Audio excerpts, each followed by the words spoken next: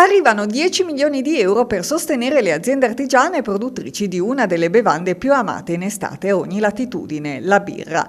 Un bonus che arriva dal decreto Sostegni bis e che aiuterà anche i birrifici artigiani della Sardegna a rialzarsi dopo la pesante crisi innescata dall'emergenza Covid. Ancora oggi infatti sono molti gli impianti fermi, con perdite che vanno dal 60 al 90%. Il sostegno previsto in sostanza consiste in un contributo a fondo perduto di 23 centesimi a litro sulla base della produzione 2020, condicio sine qua non che la birra sia prodotta da piccoli birrifici indipendenti e artigiani.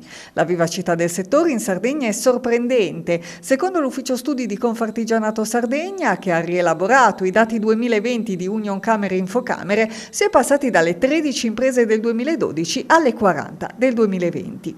Un fermento che continua nonostante le pesanti accise e la concorrenza dei grandi nomi, per sostenere il quale, secondo Confartigianato Imprese Sardegna, è ora necessario che la Regione metta ordine con un provvedimento legislativo che tuteli e valorizzi i birrifici artigianali esistenti. Ancora troppi birrifici da milioni di ettolitri di produzione continuano a utilizzare il termine artigianale, ricordano Maria Amelia Lai, presidente di Confartigianato Sardegna, e il segretario Daniele Serra. Un problema per arginare il quale già nel 2016 Confartigianato Sardegna aveva presentato una proposta di legge regionale mai approvata che prevedeva una serie di step, dall'istituzione dell'albo dei birrifici artigianali sardi alla figura del mastro birraio. La proposta di Confartigianato è di ripartire da quella stessa proposta, nell'ottica di una sinergia tra Regione e Associazione Artigiana per diventare insieme rete di sostegno e di crescita del settore.